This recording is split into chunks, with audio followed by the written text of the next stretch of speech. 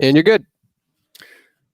Donald Trump wants to keep his promise and bring the troops home, bring the boys home from at least from Afghanistan. But of course, the swamp creatures in Washington, including the scummiest of all swamp creature, Mitt Romney, they don't want to rush it. Let's not rush it.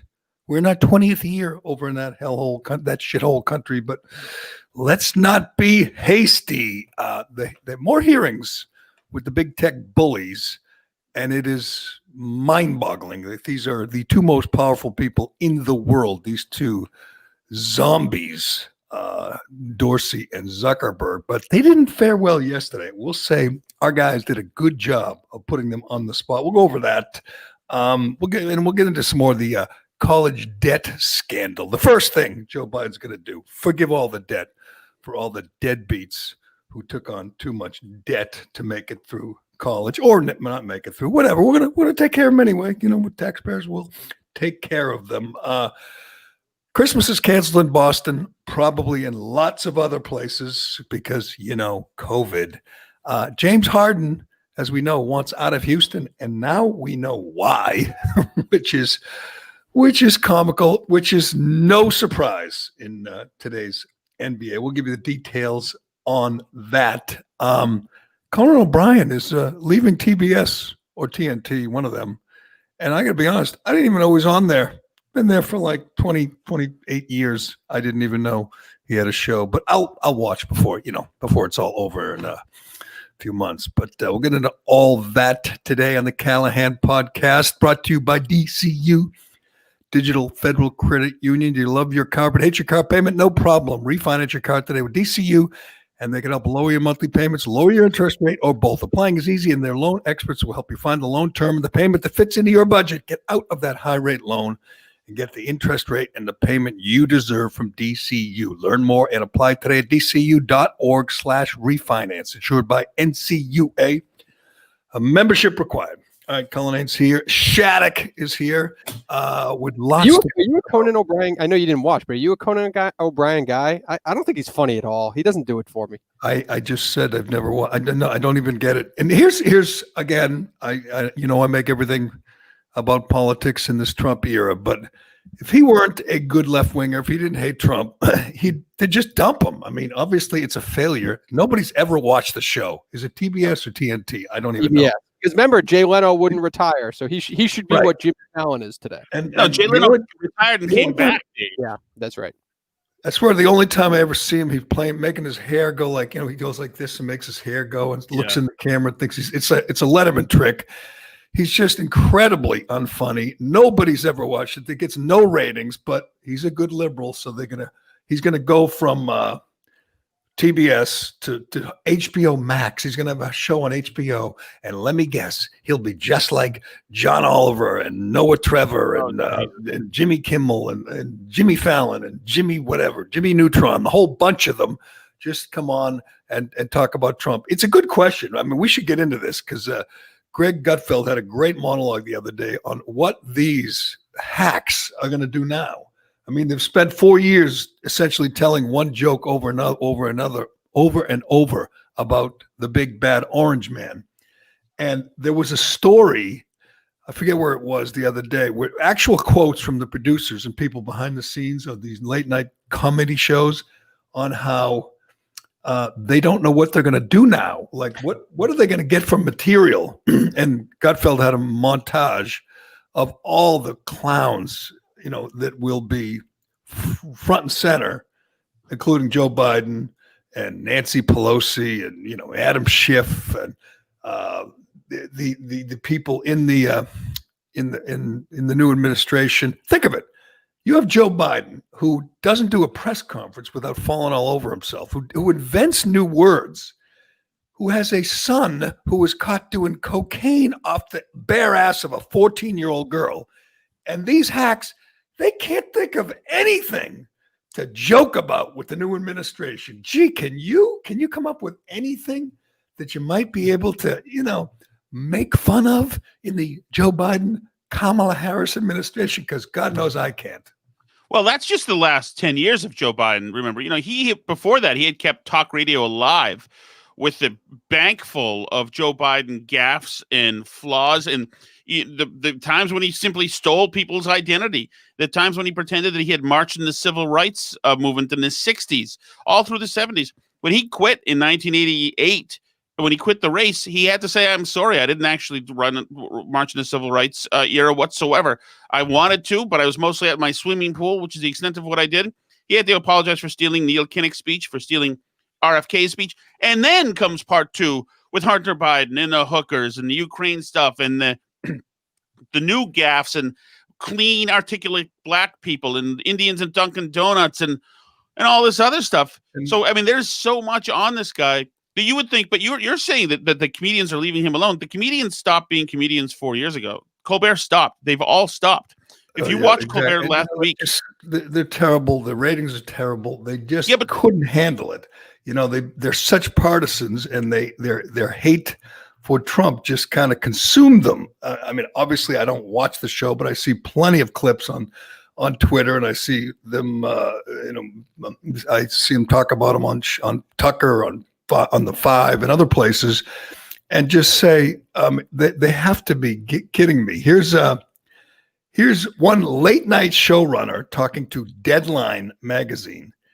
We deserve to have some frivolity in our lives after 4 years of Donald Trump. We deserve to have some. They deserve a break because it's been so hard for them. It's like that a-hole Jake Tapper. And I've never seen a person I think regret a tweet more. Did you see when he tweeted the other day? He said, how the CNN anchors, how the CNN people survived the 2020 election. And he got mocked by everybody. And he ended up deleting the tweet because it was about how tough it was on CNN that they made it through this grueling election. And everyone just mocked them with references to Normandy and Iwo Jima and the 9/11 and everything else. Here's these. I think these are mostly anonymous, but you got some guys on the record. Alan Bays, head writer for Seth Meyers. I mean, would you admit that you're the head writer for Seth Meyers? So people know that you're the guy who's responsible for the crap that comes out of this guy's mouth. You're the one who writes this garbage that nobody finds funny. But anyway, Alan Bays probably makes a lot of money and has a big office with like a view of the Central Park or something. But anyway, Alan Bays says, quote, I'm looking forward to the field opening up comedically where we can do jokes about the president, or we can take a day off from doing jokes about the president, because not everything is in an emergency all of a sudden. We can talk about it, talk about the new movie that came out, or make fun of it for 3 days. That's what I'm looking forward to. Right. So, well, that tells you all you need to know, because he says not everything is an emergency all of a sudden. There you go. They've thought since 2016 that this has been an emergency. So what they've done now, instead of being the relief for all other Americans for that 1 hour a night that they get paid millions to do, is they've emoted. They've had essentially an hour-long therapy session because they felt it was an emergency. Right. So Colbert and all these guys stopped doing their job. We asked them to do it 1 hour a day. They stopped doing their job, and they spent that time crying to you and me. And Colbert now this week has been nuts. First of all, he's not clean anymore. His hair is still long. He's showing us how much he's hurting, and there's no comedy. This is the Stephen Colbert Show. He's a comedian from the Jon Stewart Show. There's no comedy left. Now, we always knew he would leave a stain there, and not just from his butt bronzer, because everything he did, everything, is now in some way presidential behavior, including this, unless every single person rejects what he just did.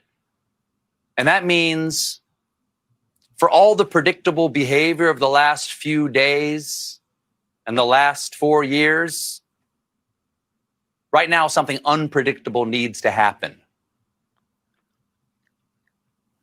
What? Republicans have to speak up. That's a monologue of a comedy show. I mean, if you thought that Lenny Bruce going on and on about his court proceedings, was veering off of comedy, this is what they do now. Colbert goes on to say, Jerry, that all that tyranny needs is for good men to stay silent or something, some haggard line. But just think how selfish that is to use your time, the time that you're paid for, to stop doing what you promised you would do, and instead have a state of emergency therapy session with the American people where you scare the hell out of them the entire time.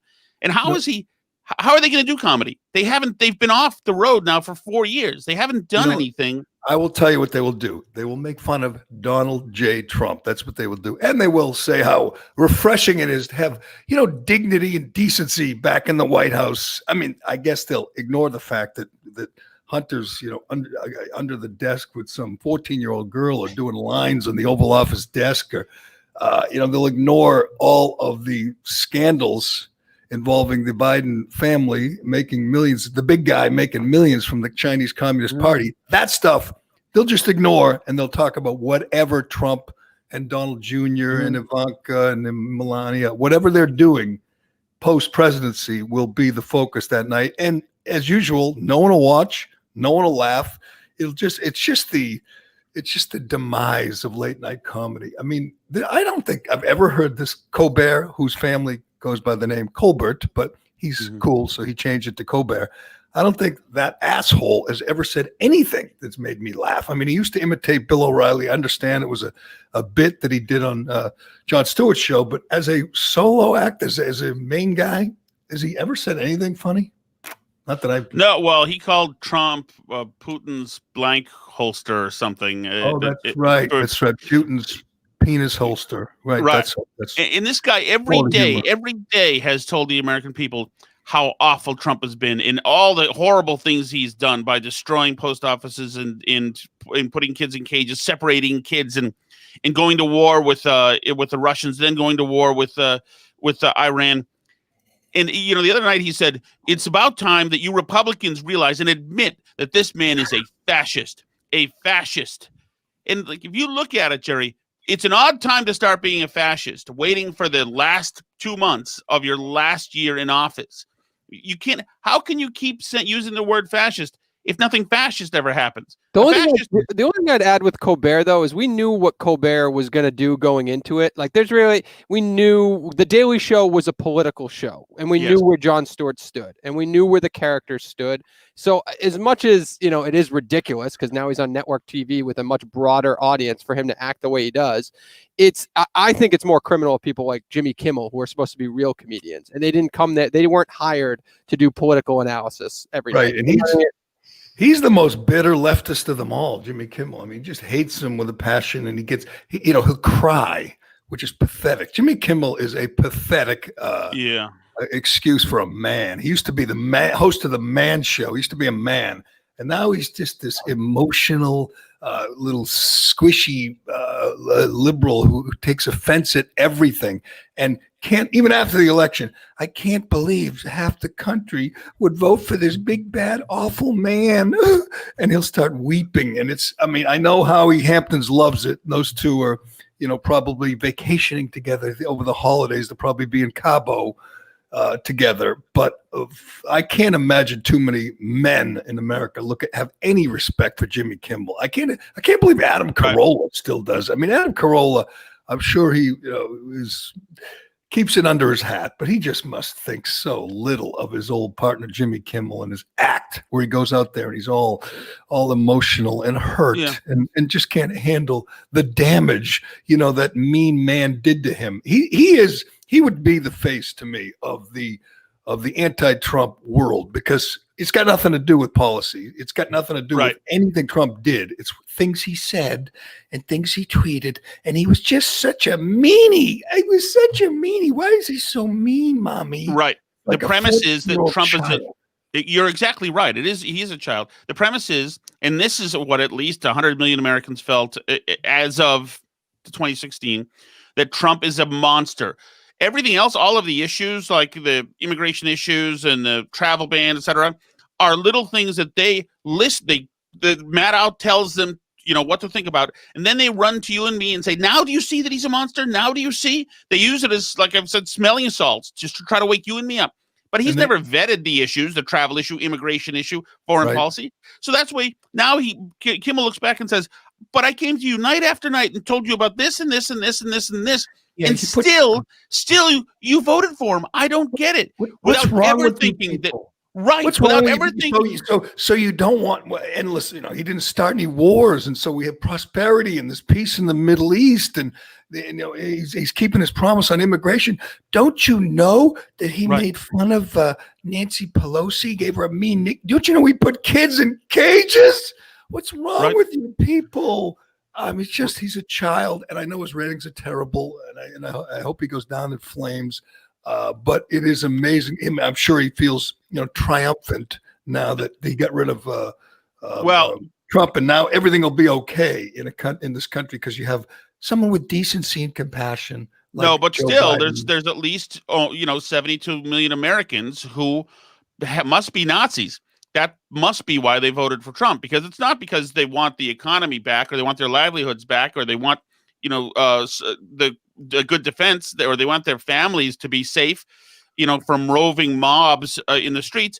It can't be that, because Kimmel doesn't have those existential problems when he goes around outside. God, no. So it can't be that. It must be that they're afraid that now the person in the corner who owns the store is brown, or that they're avowed white supremacists. It must be. He never has to do any introspection. They never have to do any introspection at all. By the way, on these shows, you'll see it. I mean, again, I don't watch, but I see the clips all the time on Twitter and various sites. You'll have, Rachel Maddow will be on with Jimmy Fallon, and then the next night it'll be Jake Tapper on with Jimmy Kimmel, and the next night it'll be you name the Chuck Todd will come on and be on one with Seth Meyers, and then they just giggle and laugh. And isn't he awful? Yeah, he's awful.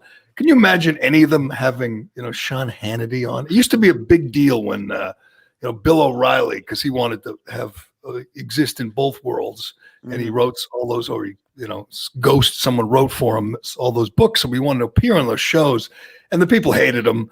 But he would go on there just because he wanted to be cool. But a guy like Tucker, could you imagine Tucker going on? He could be the most compelling figure in American media right now. He's certainly the most successful. And if he called up and asked Jimmy Kimmel, "You want to have me on?" Kimmel would say, "No. You're the enemy. We can't have you on. You're a bad man because you don't understand that Trump's a fascist." And you break that. I mean, I'm not sure how much longer I can handle that. He's the worst fascist ever. Just like we've already established, he's the worst anti-Semite, the worst Nazi ever. The guy who brought peace to the Middle East, a guy whose daughter is Jewish, whose son-in-law is Jewish, whose grandchildren are Jewish, who has been the best friend to Israel that we've ever had in the White House. And you hear him anti-Semite. Now it's a fascist. And I watch over the weekend as all these Antifa scum, these anarchists who are enabled by Democrat mayors and Democrat governors, are outside the White House, throwing things and shooting off fireworks and beating up MAGA people. And I'm thinking, would Mussolini have tolerated that? Do you think? Right. Would Mussolini? I don't know, Kim Jong-un? Would Chairman Xi? Would Hitler, who is very similar to Trump, according to Christiane Amanpour, one of the goddesses of the American media, would the real fascists have allowed Antifa to run wild right outside the White House? Because that's what Trump did. Those people weren't even arrested, let alone beaten, killed, and thrown into gulags. He's a terrible fascist, I have to just say. Was a really good president, I think, but a really lousy Nazi and a really lousy fascist. Yes, I would say a high-profile, critically lauded summer production in his first year of office of a play outside in Central Park where he's stabbed to death, where Trump is stabbed to death during the play, would be something that most fascists might frown on and try to shut down. Kathy Lee Gifford held up his bloody severed head. I'm not sure that they did that with, I don't think they did that for Hitler or Mussolini and, or Pol Pot. They didn't have severed heads of Pol Pot and comedians in Cambodia. But whatever. He's a fascist. He's a dictator. He's an authoritarian. He's a totalitarian, and he's just awful. He's not the one telling you that you have to only have 10 family members and they can only spend 2 hours. And by the way, they cannot sing. There will be no singing. You remember how Trump told us on Thanksgiving we couldn't have singing, and on Christmas we couldn't have a tree, and Yes. we couldn't go out after 9:30 at night to get something to eat. That wasn't Trump. Trump was didn't it? tell us. Trump No. didn't tell us that there could be one ladle, and one person during Thanksgiving is allowed to use the ladle. You're designated by your governor to be the person, the authorized ladle user on every Thanksgiving. You're encouraged to rat out your neighbors by these elected officials. Yeah, no, you're right. I mean, we were just talking about this. The newest viral video of the stalking of the Jews in New York. It shows these authority people with wide-angle lenses. Zoom lenses, trying to get a clear shot up there in the Jewish neighborhoods of more than the allotted number by government of Jewish people congregating. And think of the people voting for Andrew Cuomo in 2 years, or voting for Gavin Newsom, or voting for Gretchen Whitmer, are the people calling Trump a fascist or a dictator. The people supporting these measures, these insane anti-American measures, like you can only have 10 people and you can only stay 2 hours and you can not sing. The rule in California, I think it was California, the rule in California is no singing or chanting. So somebody in the office, some government employee said, you know what, here's another thing. Singing is really bad. It propels the spittle into the air and it gets people's, you can't sing. Oh, whoa. What about chanting? Oh yeah, good point. We need to outlaw, forbid chant. Who the hell chants anyway? Even if that came up, why would you feel it necessary to make it a law? Actually, they're not laws. They're edicts. They're government decrees that you can't chant. And I'm going, what the hell is going on here? This is madness. And every day it gets worse because Trump was like the firewall against this. When you think about it, not only would he not support these lockdowns, but he would literally, come out and speak about, how crazy it is and how we need to get back to work and how kids need to go to school and we can't stop, shut down the whole country. He's been saying that since April.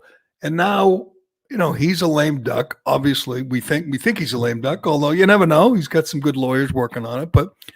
And the guy coming in supports lockdowns, and the guy's advisory committee supports lockdowns. And all these liberal governors like Baker and Cuomo and Whitmer and Newsom support lockdowns. So the fight against lockdowns, and by the way, they didn't work. The first 2 times we tried them, they didn't work. The case for lockdowns gets weaker, but the people making the case for lockdowns get stronger. It's just a frightening thing. And again, I say this every time. I don't own a restaurant. I don't own a gym.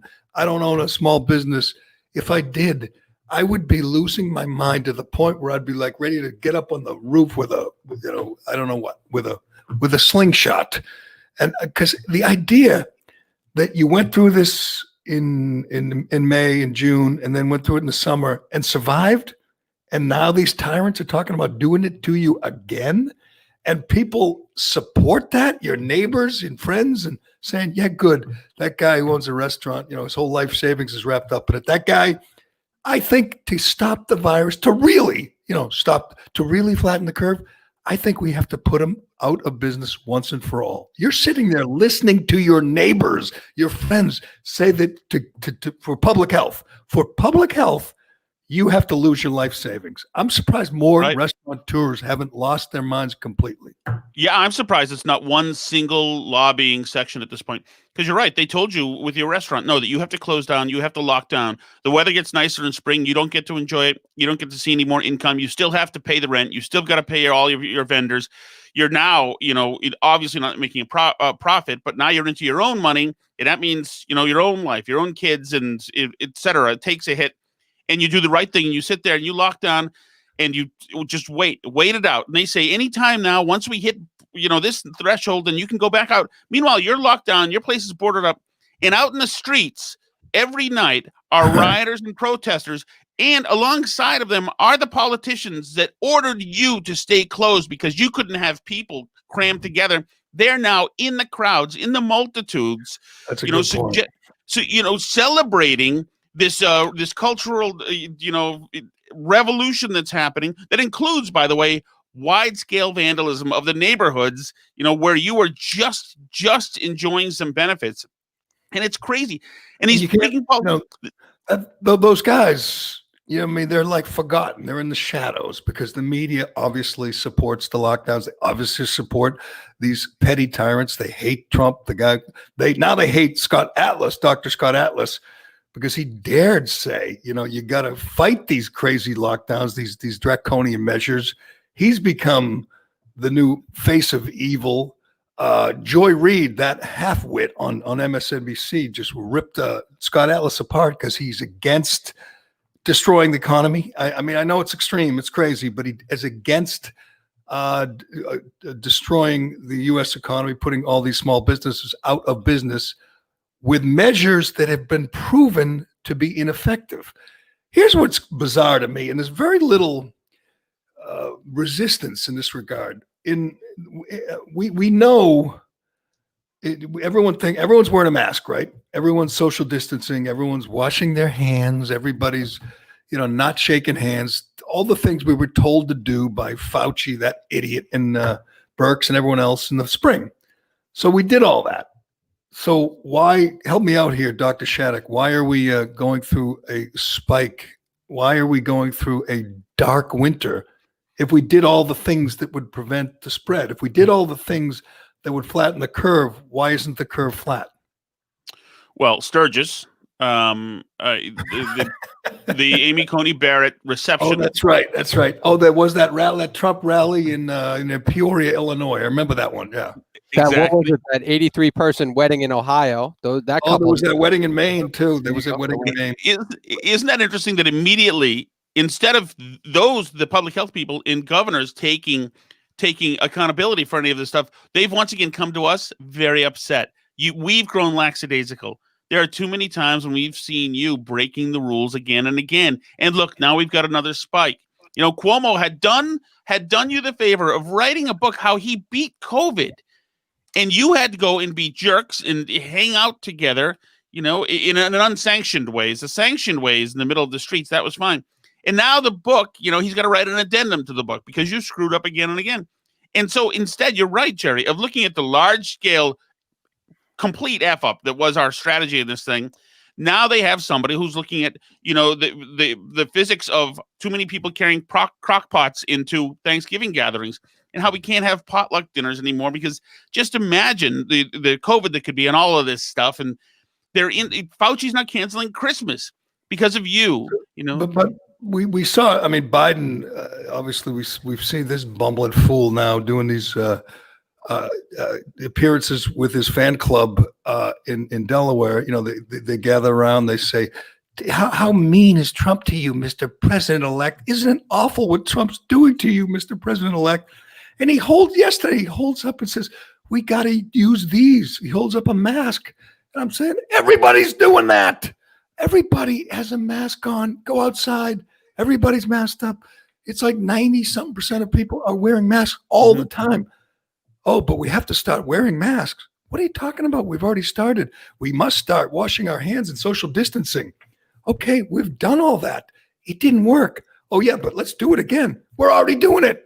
I feel like I would think it would already be considered a political win, right? You already scared the shit out of everybody from going out to begin with. I think it was Portnoy it was a couple days ago. He did a great rant about just let people make their own decisions. The majority of people, because I know we follow similar people on social media. We see people that typically agree with us. I see people outside of here that are scared shitless to go to the grocery store. That's what I see when I leave the office. They've won the war. They've won the PR battle. So you don't need to lock down anymore because everybody's staying at their, you follow those lines at the grocery store at CVS. You stay behind those lines. I'm looking at the various state, how they're handling it, and it's incredible. Washington State. You think of Oregon. Oregon said no gatherings of more than 6 people. Oregon is kind of I don't want to, libertarian in some ways. Oregon just legalized all drugs. Their overdose rate, the rate of deaths by overdose went up 70% from last year to this year. 70%. People are dying of overdoses at record numbers, and the the voters went to the polls a couple weeks ago and legalized heroin, legalized cocaine, crystal meth. You could do all those things. You could stand in front of the police station or sit on the sidewalk in front of the police station and shoot up heroin, and they can do nothing to you. Those are our fellow Americans. Oregon. At the same time, they banned gatherings of over 6. You can't have 7 people at your dinner table because that would be dangerous. Of course, the 6 of you can sit around sharing dirty needles. You and mom and dad and Uncle Jim can do heroin, but you can't have a 7th person at the table. These people are out of their friggin' minds. Washington State, I don't even understand this, will ban in-person gatherings with anyone from outside the household. What? So you can't have anyone. Your next door neighbor can't come over for a beer or a pizza. That's against the law. They limit outdoor gatherings to 5. 5 outdoors in your backyard in Washington State. I'm going to guess there are places out there where people have some room, have a good sized yard. They ban indoor funerals, receptions, and wakes. What the hell is that? You're supposed to have it outdoors in the middle of winter? Outdoor funeral ceremonies are limited to 30 people. What?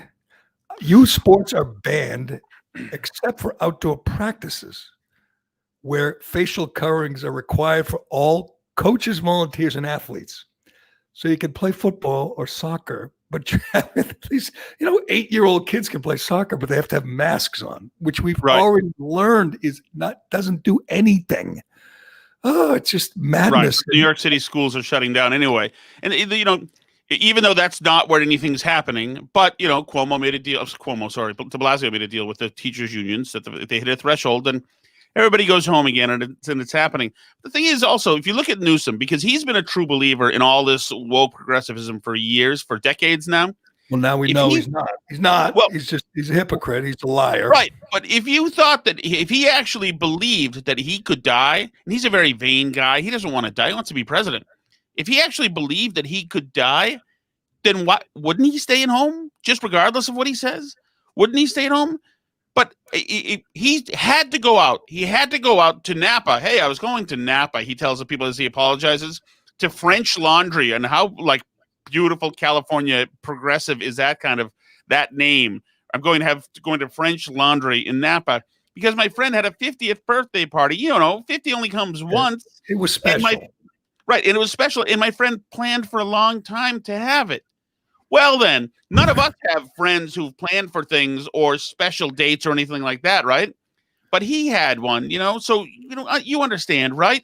Well, I would understand if there weren't a pandemic out there. You tell me that this thing is absolutely an historic level pandemic. So, for instance, it's the bubonic plague. If everybody were to go out and catch something and die 15 minutes later, would they do it then? Would they let Black Lives Matter go out there and celebrate if everybody were going to be sick and die in 15 minutes? What are we believing here? Do we believe it or not? You saw Lori Lightfoot. She was out there at a Biden celebration, no mask, with a bullhorn, yelling and screaming, singing and chanting. She's one of the biggest hypocrites of all, that freak. I mean, don't you look at her and just think she's from another planet? She just looks weird, talks weird.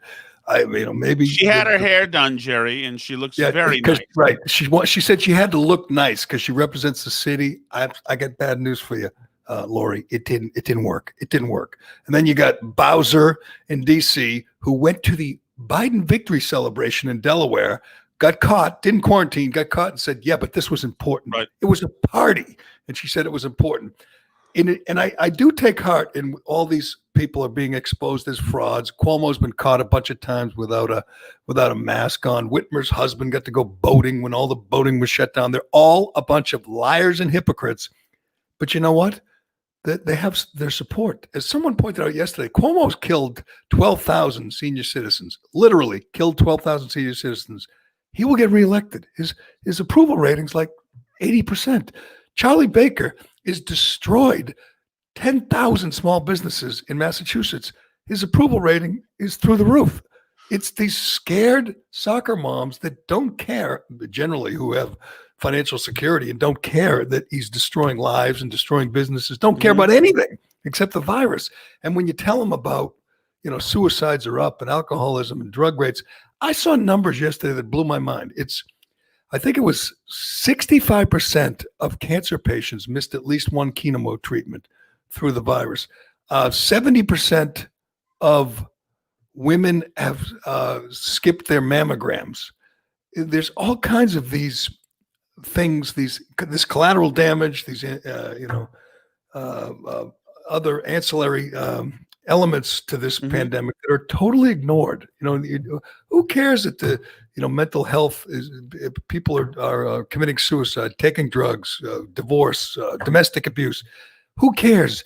This is scary. These scary little viruses hanging out there, lurking out there. And if you don't do what I say, it's going to get you. That little monster is lurking outside. And it really comes out at night because we have to have it locked down at night.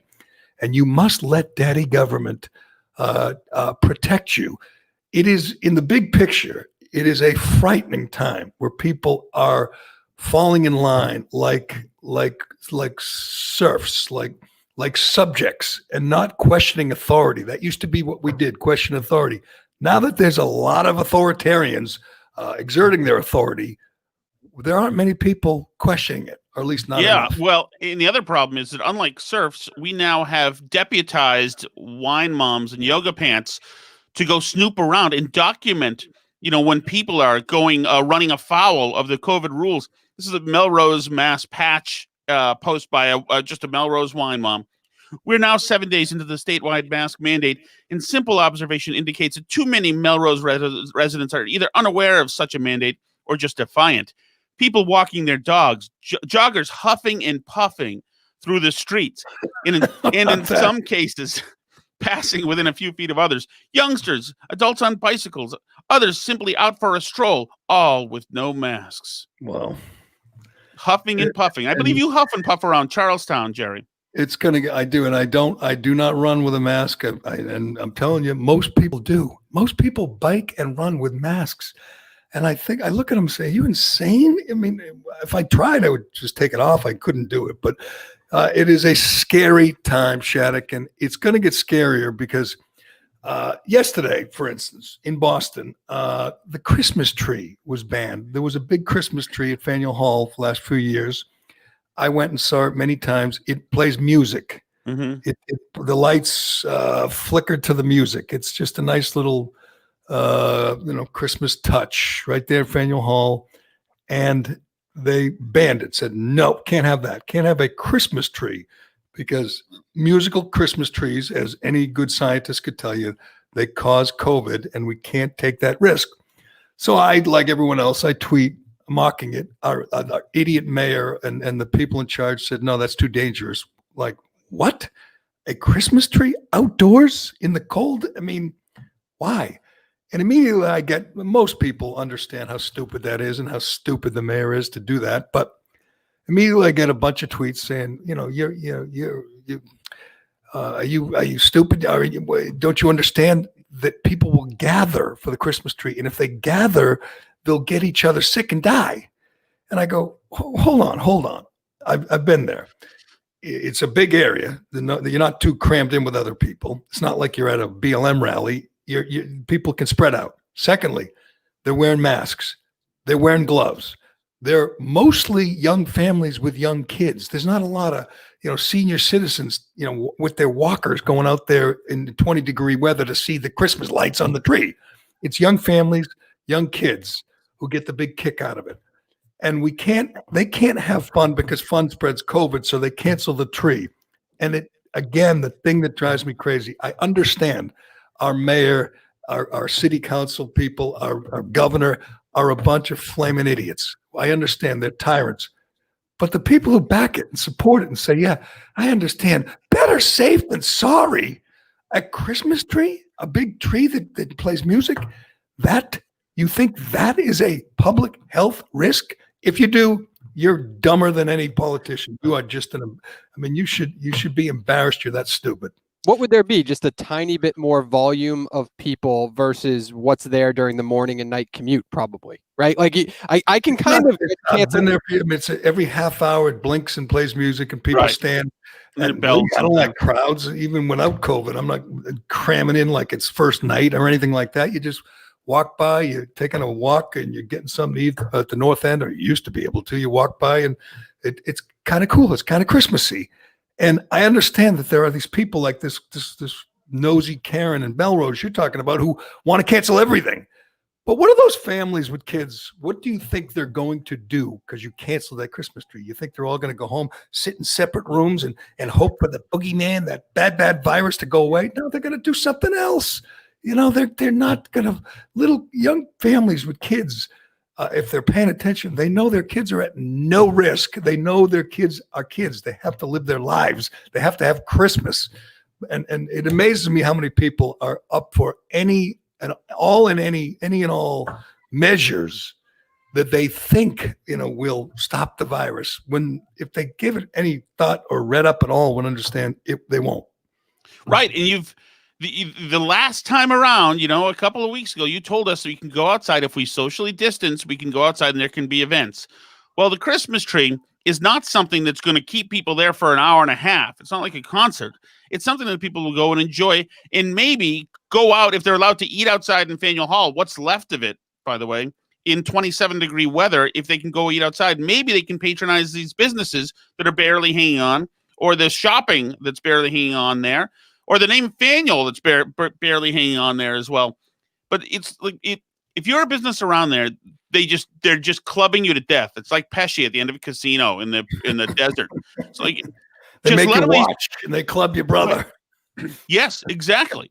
Doing everything they can to just club them to death. And we don't know. By the way, we don't have any proof that lack of mask wearing or incorrect mask wearing is explicitly caused or spread this. We don't even know. We know probability, Fauci tells us. It only makes sense because molecules coming out of your mouth, it just makes sense to it. Nobody knows. Still, we're beating people over the heads with the idea that you're some kind of miscreant if you don't have a mask. This is all BS.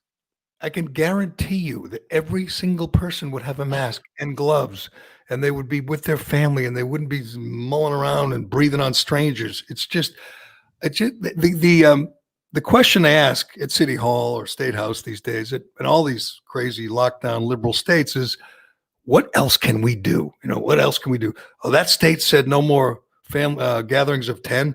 We'll make it 8. No, we'll make it 6. We'll make it 5. No more.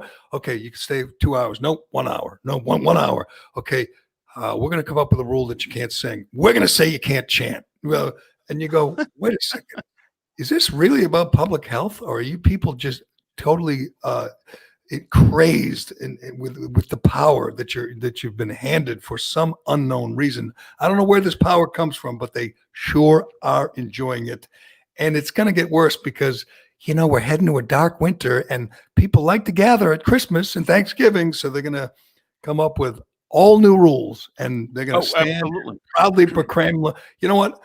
Gavin Newsom, once he's done with dinner at French Laundry and, with his friends, once his party's over, he's going to come out and say, you can't have toys. He's going to be like Burgermeister Meisterburger. No toys.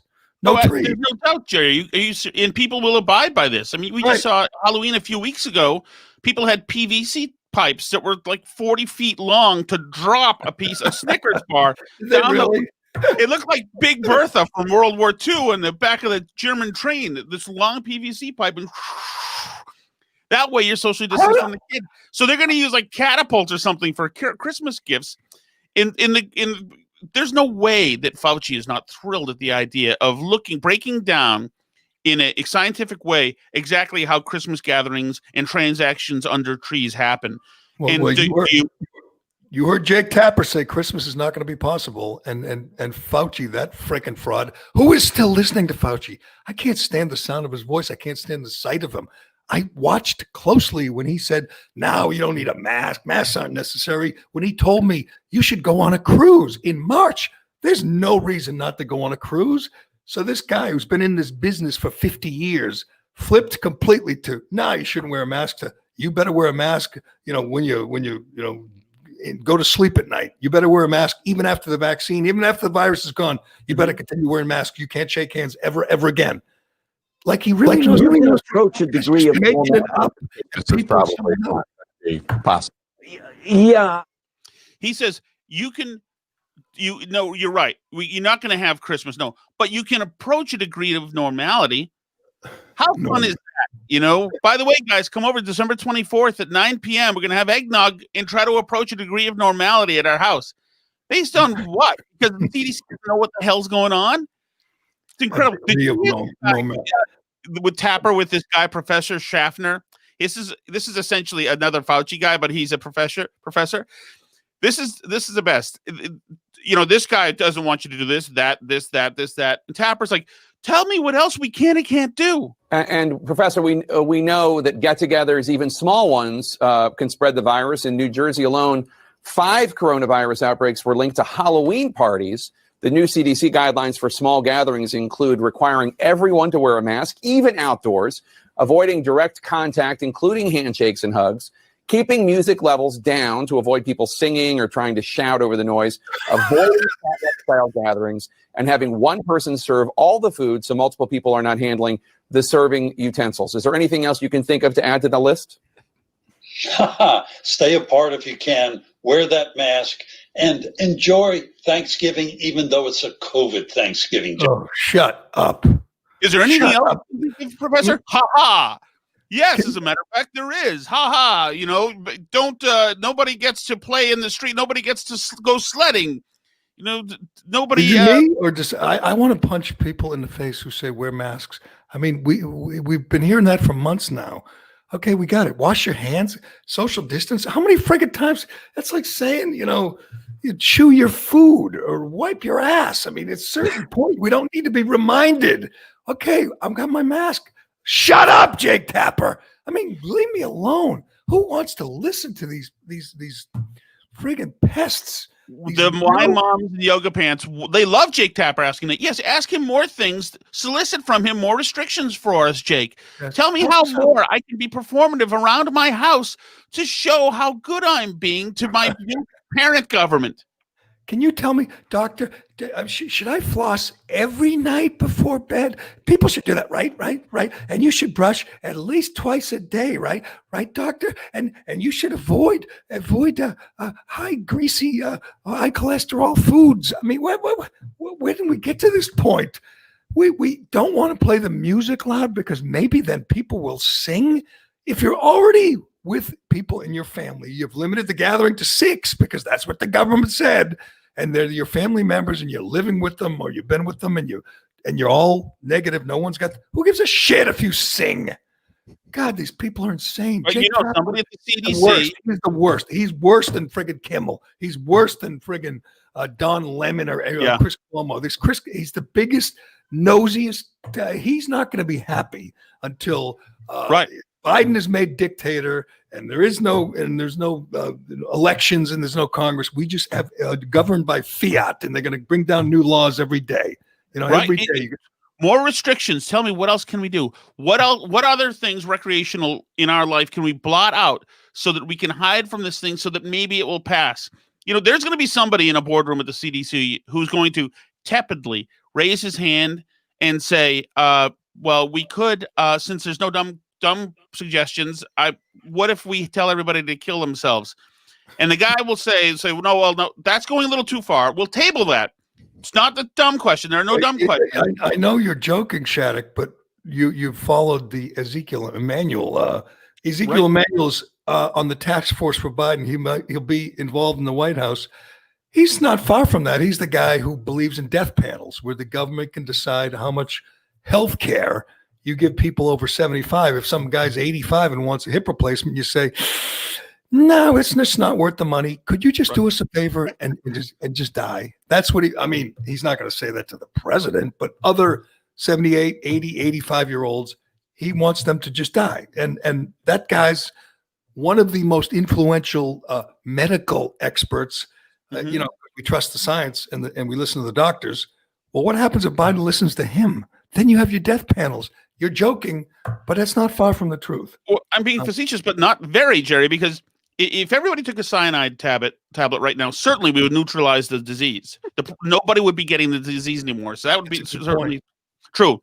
But right now what we're doing is we're doing these odd restrictions.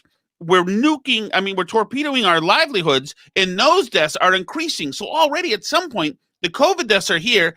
The ancillary deaths caused by the way we're approaching this are going up here. Then what are we doing anymore? If this is no longer about deaths, but it's about compliance and listening to a bureaucracy, then we're already in a logical, weird conundrum. So at some point, well, we got to get a couple other things, because these are scary times. I'm not kidding. I watch these hearings with these high-tech tyrants, these big tech bullies, and it's just frightening to me, again, for two reasons. One, the power they wield. These are hardcore ideologues. These are Democrat liberal authoritarians who want to control our lives, and they're so casual and cavalier about it. We talk about this Section 230. They don't care about that. Go ahead, repeal it. We're not worried about it. So some asshole's going to sue us. So what? They want to maintain control, and they don't care. I watched both of them, Zuckerberg and Dorsey lie through their teeth. I mean, Dorsey saying, as soon as we realized our mistake with that New York Post story, we fixed it. And I'm going, no, you didn't. The New York Post was locked up for 2 weeks. He says they knew it wasn't hacked material within a day, and they kept them locked up for 2 weeks. These are just two political beasts who feel so empowered, especially now, to do what they want to advance their cause, which is the cause of the Democrats, of the liberals. It's frightening listening to them and to looking at them, by the way. Is this some kind of cult? Someone described it the best yesterday. They said, watching Dorsey and Zuckerberg next to each other, it looks like the marooned lighthouse keeper on the island and the butler robot that he made to keep him company. Well, Dorsey is not smart. Powerful man in the world it looks like Aqualung. He has a beard down to his waist and a nose ring and just a blank stare in his eyes. Yeah. It's the most powerful man in the world. It's like a fictional character created by, Brad Thor or Stephen King or somebody. I'm going, that guy controls our lives more than just about anybody. And Zuckerberg next to him, that freaky look, he's same thing. And I mean, am I even going to be able to say this on Facebook, or is this going to get taken down? It might get taken down. Yeah. It might get taken. I actually think Dorsey gets a little too much credit for the impact he has. I mean, I guess just because of the president and censoring, but Twitter in the grand scheme of things compared to Facebook is it's not even a question. Facebook just controls the world. The amount that, obviously Holly went through the whole outline of how you're just tracked everywhere you go on the internet purely because of Facebook. Facebook knows everything. Right. I mean, there are. Politically, I don't think Joe Biden wins without those two guys. I really don't. I think they had a real impact. I mean, obviously, it was a close election. They don't win. There's this one story, and it tells you the difference, how different things are now than 4 years ago. Biden's team admitted that the Hunter Biden story was buried, quashed, and they're not it would have made a big difference if it were like the Hillary email story. They both created a big buzz online on the internet, but only one story slipped into the mainstream, and that was Hillary. The Hunter Biden story never made it to mainstream media. CNN never mentioned Tony Bobulinski's name.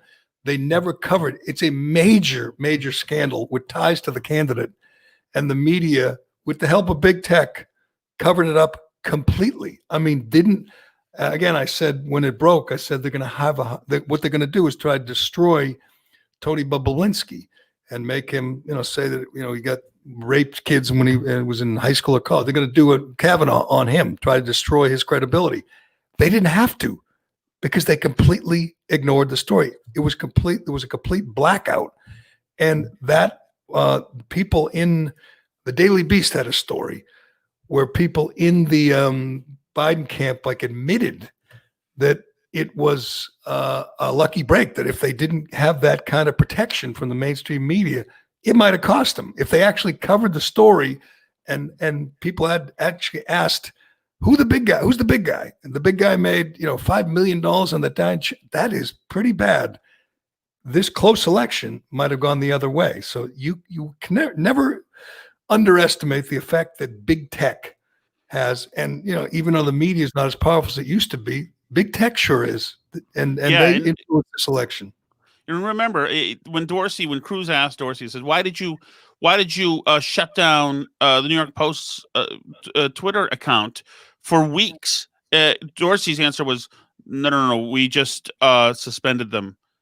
We locked them out for just a amount of time. We didn't shut them down." That's his explanation. They weren't shut down. They just weren't allowed to tweet. So that's why I think that he's just an idiot and not a smart guy. And I think that company is just run and staffed by woke activists, and he's scared to death. So the woke activists say, "We want you to put this restriction on and have all these content warnings when any conservative says stuff." And he says, "Okay, I'll do what you want." And then he goes back into the Andes and smokes hemp and loses months at a time. Ted Cruz took apart Dorsey. It was beautiful. You haven't seen it, you got to see it. It's about a 5-minute video where he just rips into Dorsey, and Dorsey has no answers, and he lies. And then Zuckerberg with Josh Hawley nailed him. We asked about this program called Centra, where they track users over all the platforms, not just on Facebook. If their follower or a Facebook subscriber goes to Twitter or Google or whatever they do, or go shopping online, they follow them. They have these programs where they can follow them called Centra, and they have this other program called Tact. And by the way, Zuckerberg says, "I'm not aware of that." Obviously lying through his teeth. Then they have this other program called Tact, which allows the big techs to coordinate together and censor together.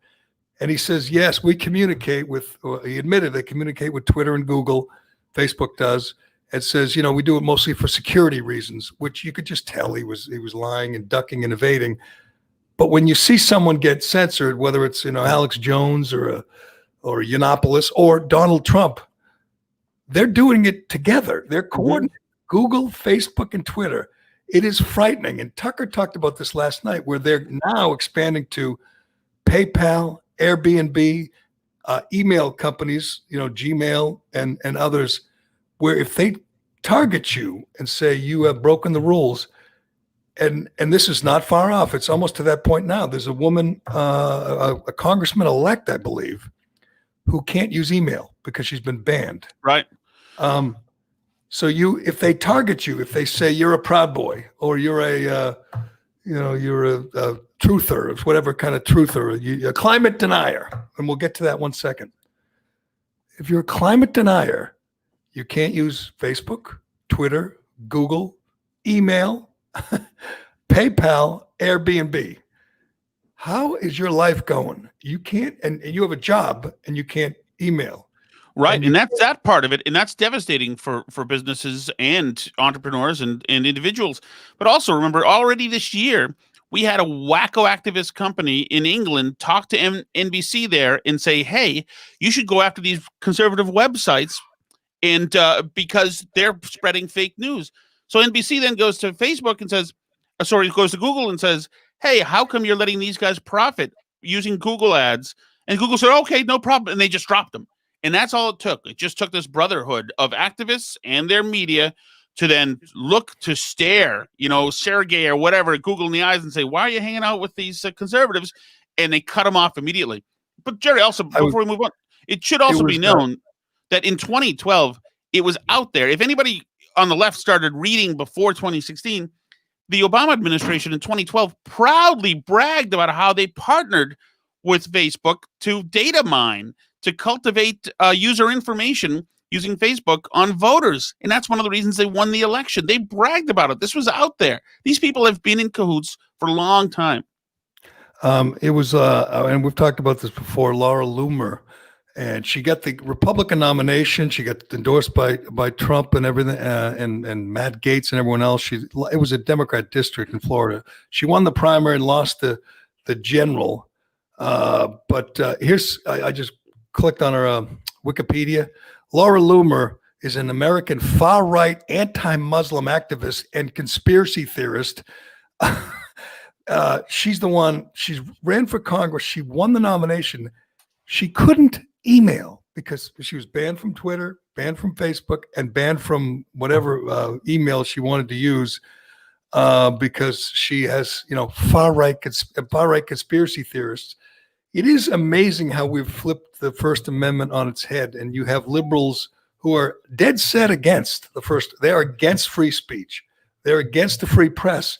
In the same hearing where Hawley and Cruz were going right after Dorsey and Zuckerberg, these tyrants, Chris Coons and other Democrats. Chris Coons, Democrat from Delaware, and people call him like a centrist, which is ridiculous. But he's mild-mannered, Jerry. Former Biden aide.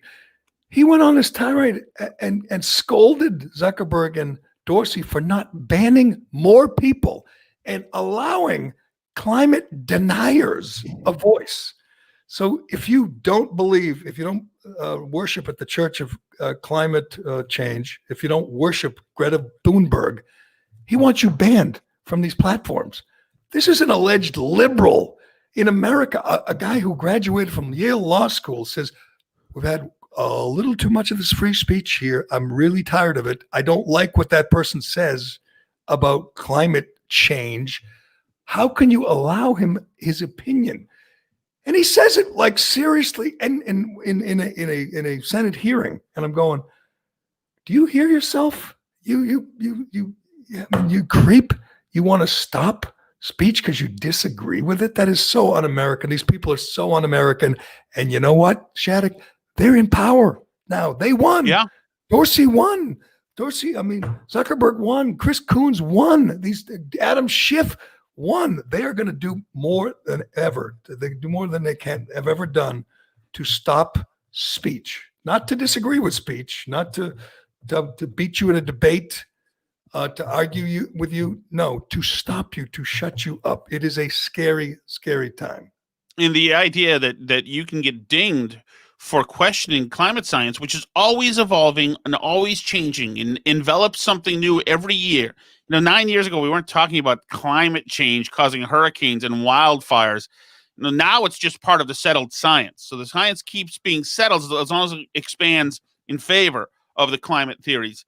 So you can't even ask the question now, are you a climate denier, which is horribly. Think of who he wants to censor, Tom. He's a lawyer and a politician, and he doesn't want scientists who don't believe what he believes. So and there's a bunch of them. I always mention Richard Lindzen, this professor emeritus at MIT. Mm-hmm. He's a climate denier by their definition. I've seen him. He's written a lot. I've seen him on TV and radio. It's hard. You don't see him too often because, he doesn't buy into the accepted orthodoxy. So he's kind of a pariah. But that guy will not be allowed on Facebook or Twitter if Coons gets his way, because he doesn't believe that man-made climate change is the reason that the temperature in California has gone up a half a degree in the last 100 years. He disputes that, like a scientist. He says, here's my data, here's my argument. What Chris Coons wants and what Joe Biden wants and what Kamala Harris wants is to say, we don't care about your argument. We don't care what you think. We don't want to hear it at all. So please, yes. Zuckerberg, Mr. Dorsey, stop him from speaking. How that doesn't scare everybody, even if you believe every crazy, even if you think Greta Thunberg is a prophet, even if you think she should win the Nobel. How can you want other people in America? How can you want other people stifled, just shut down because you disagree with them? Right, and it's considered immoral to even discuss it without complete compliance and fealty to all the progressive momentum that's out there. You can't have a discussion on what effect volcanoes have on climate change, considering the particulates that they put out there, which reflect the sun back into that stuff. You're not allowed to talk about that because that's not 100% in favor. You know, that's a neutral conversation. No, the religion is to grow, and anybody who doesn't grow with it is a counterforce to it and has to be silenced. And Consider this, Tom. If there's a hurricane this weekend, and there is, I think, down in the Gulf, if you say we've had more hurricanes 100 years ago than we do now, I don't really think that has anything to do with people driving SUVs or using plastic bags. People like Coons wants that. I mean, obviously, that's the right opinion, but it's not the popular, the PC, the woke opinion. They want that shut down. If you say that fire in California, maybe that has to do with, I don't know, an arsonist setting it, and it has to do with forest management. Maybe it's not the climate that we are destroying. You get banned. That's madness. It's madness. But we have right. But you also think, Jerry, that if all this is true, and if it's all carbon emissions that's causing this, and we've got essentially 10 years, or now less than 10 years, then you would think that we would want to get some nuclear power plants online immediately to reverse this trend. But nope, that's not what they're going for. That's a fix. Scary. That's not the ends they're looking for. All right, we got to. I got to get to I got to get to James Harden. I didn't even do Mitt Romney. Mitt Romney, Ben Sass, Mitch McConnell think they don't want to be premature in leaving Afghanistan. 19 years is not enough. We must stay in this worthless, ungrateful nation and build it and spend trillions and lose lives forever, according to Mitt Romney. But let me mention Shea Concrete, and let me get to Jay. Maybe we'll do Mitt Romney tomorrow. Maybe I'll do James Harden. I know you're a big hoop guy, a big NBA guy, Shattuck. We got to mention James Harden today. But first, I want to mention Shea Concrete. This is for you homeowners and home builders. Did you know my brother-in-law, Greg, and the guys at Shea Concrete have a huge selection of precast concrete steps? It's true. There's no one's got a bigger selection or a better selection. This is the place to go for precast concrete steps.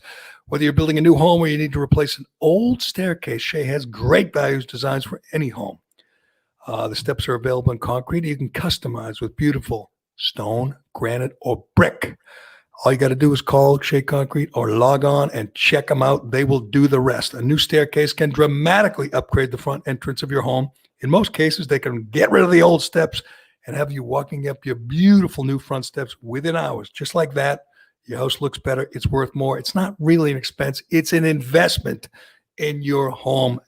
You just sit back and let them do all the work. Learn more about Shea's precast concrete steps at SheaConcrete.com.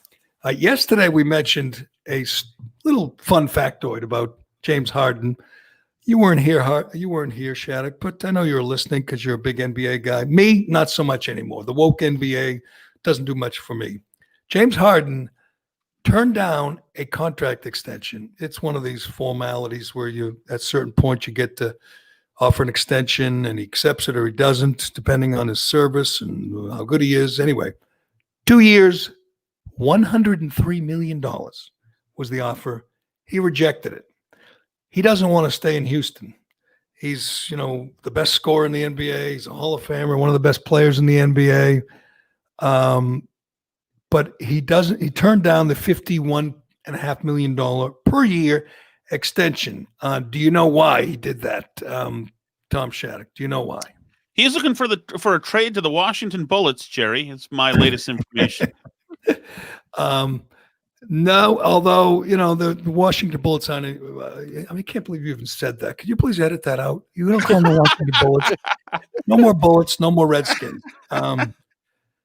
He wants a trade. You're correct about that. He's talking about, or the latest we heard was he wants to go to New Jersey, play with Kyrie Irving. What could go wrong there? But no, he wants out of Houston. And the story yesterday, I was reading it on TMZ, but it came from Rick Bucher, former ESPN guy, on his podcast. He said he wants out of Houston because the owner supports the president. The owner is a Republican. The guy's a trillionaire, a billionaire. Tillman Fertitta is the owner of the Houston Rockets. He's a restaurant guy, owns a bunch of fast food restaurants, worth billions, paid $2.2 billion for the Rockets. James Harden, obviously, because he's a good woke NBA guy, hates Trump, does not want to play for the billionaire who supports the president. So he's turning down the $50 million and wants out of there. That's the point. We've gotten to the point where, and we went over how, Republicans or conservatives, outspoken conservatives, can't use email, can't use PayPal, can't stay at an Airbnb, can't get on Facebook, can't get on Twitter. Now they can't own NBA teams or the players won't play for them. But it's you've yet to deal them, but I assume they will. I'm looking at the Rockets. They finished in the fourth place in the Western Conference. They went 44-28. Obviously, James Harden was a big part of their. He's the best player. And where did he finish in the MVP? Did he win it? I'm trying to find that out. Let me see. Great scorer. Freak. I mean, obviously freak with his range. Great step back shooter. Someone will want him, but does he have to go to a team whose owner voted for Biden? Is that how this works now? Yeah. So who owns the Brooklyn Nets? Doesn't Jay-Z have a stake in that? He averaged 34.3, won the last 3 scoring titles. Yep. So what specifically is his problem with Donald Trump? I don't know. I don't know James Harden. I thought it was the carpool karaoke guy when you mentioned. But if you're a basketball player, what is it about Trump specifically that you don't like? Is it criminal justice reform? Because Trump was way ahead of the game in that. You know what he probably doesn't like? The fact that Trump wasn't very accommodating to communist China. That's probably why he supports Biden, because Biden and Harden are both very supportive of communist China and the concentration camps with the Uyghur Muslims. Right. The GM of Houston started the whole problem, Daryl Morey, when he tweeted out his support of the freedom fighters in Hong Kong, the protesters in Hong Kong. That caused a major dust up with the commies, and they banned the NBA on TV, and they've done a lot of things.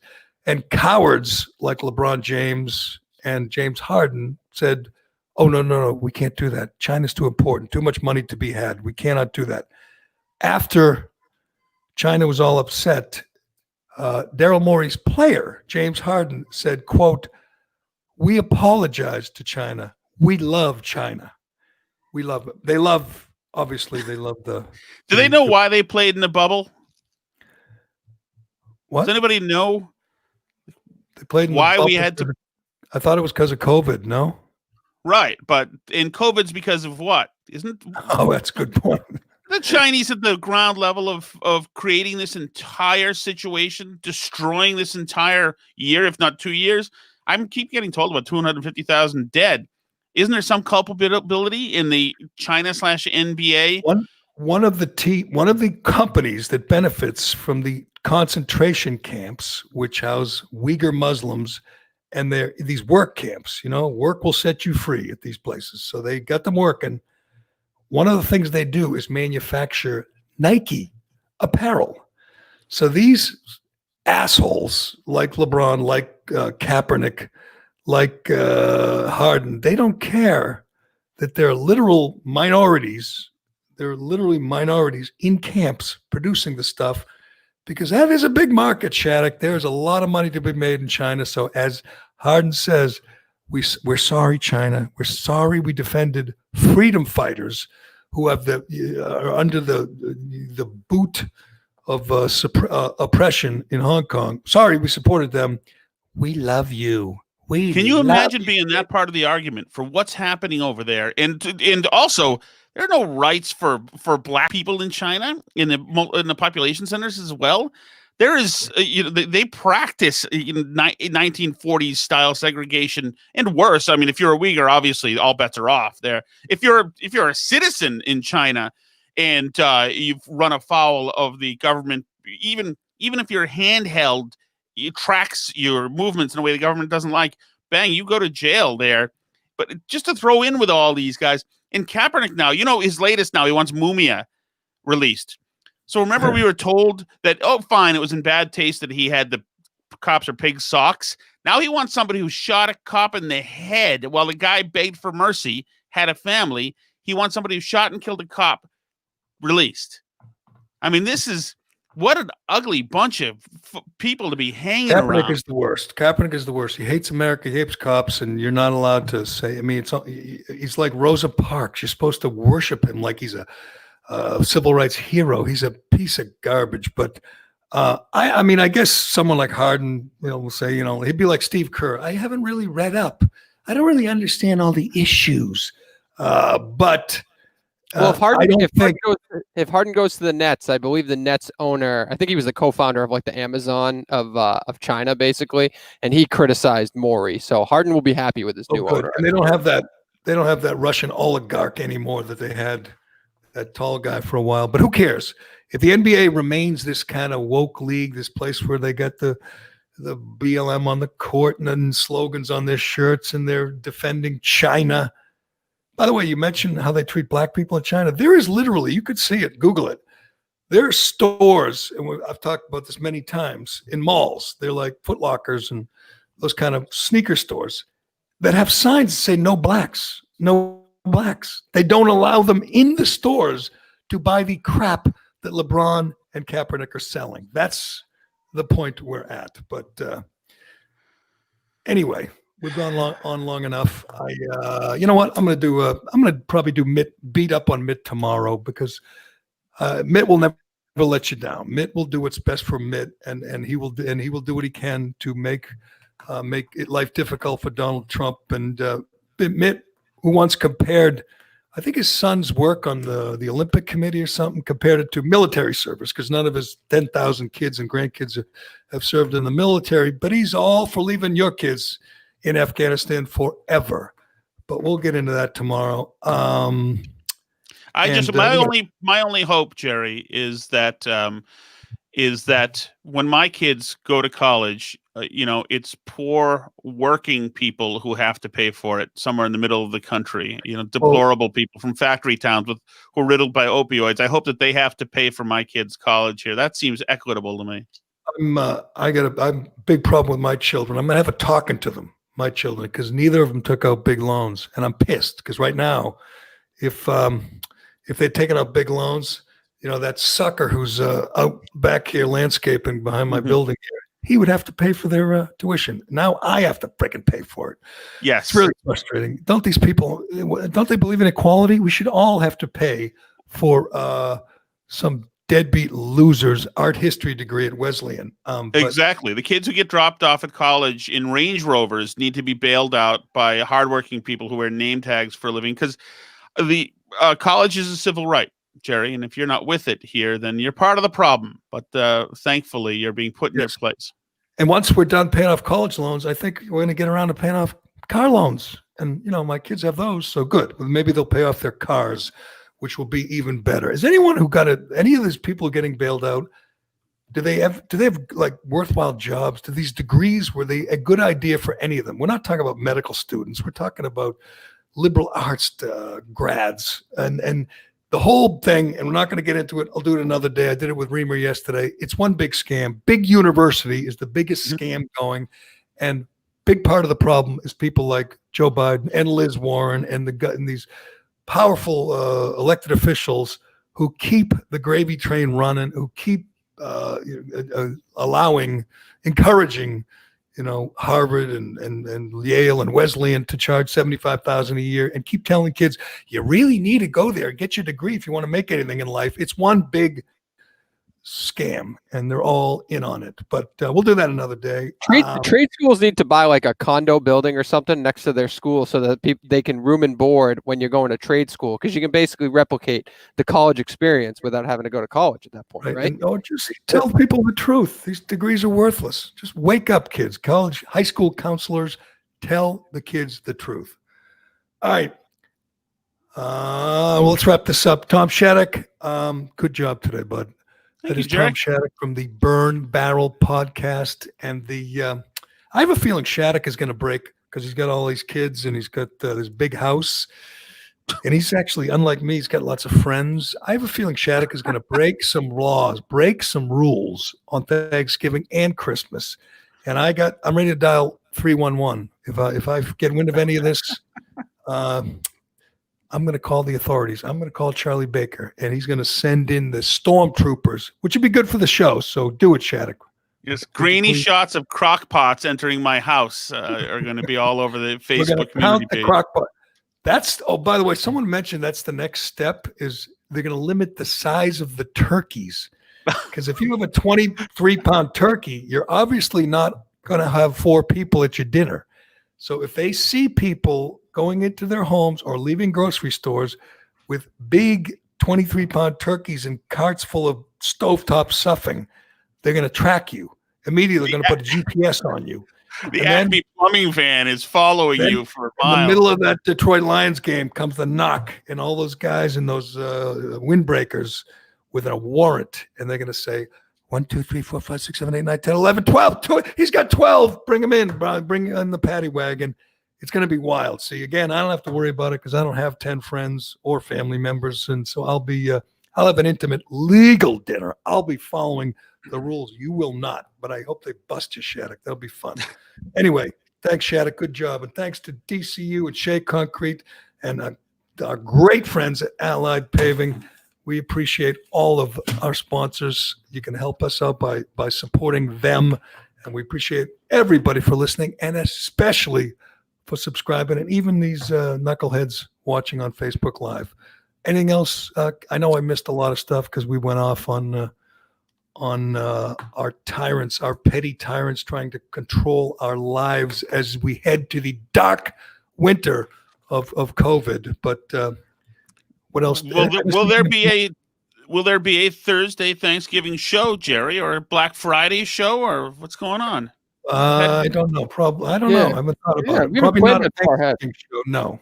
Well, there's not much to say about it, Jerry, but I don't know if I want to give Theo Epstein credit or not for leaving baseball. He's kind of like you finally get the hot chick and then you're disinterested in her after. Like he won a World Series with the Red Sox. He leaves. He won a World Series with the Cubs, and he probably just got bored. He wants the challenge. And you know what? I can tell you this for a fact. He's got a pretty good life. He was making $5 million a year. He lived in he lives in a house worth like $7 million right up downtown Chicago. He's got things to do. And you know what? A guy like Theo could take a year off, 2 years off, and step right back into it. Oh. He's young. He's well respected. I like that. He's going to spend some time with his kids. He's going to enjoy his life, and then he'll get back into the grind in a year or two. But I agree. Is there any better, like from a life resume standpoint? You took the Red Sox, you beat the curse and the Cubs, and you won a series. That's insanity. Can he rejoin? Can he rejoin Peter Gammon's band? Is that still a thing? With he's buddies with Eddie Vedder, who's a big Cubs fan from Chicago. So you know what he'll do? He'll do what he did when he left Fenway with the gorilla suit. He went on tour with Eddie Vedder.